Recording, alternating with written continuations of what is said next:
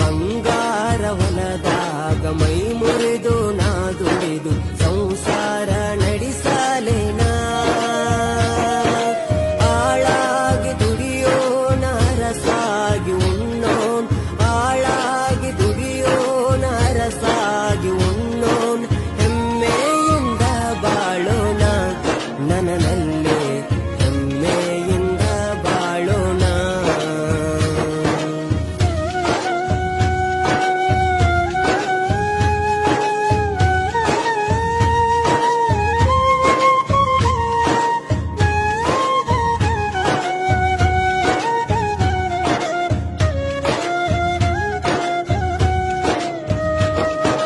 ರೈತನು ನಾನಂತ ಮೂಗ ಮುರಿಯ ಬ್ಯಾಡನಿ ರೈತನು ಜಗದ ಯೋಧ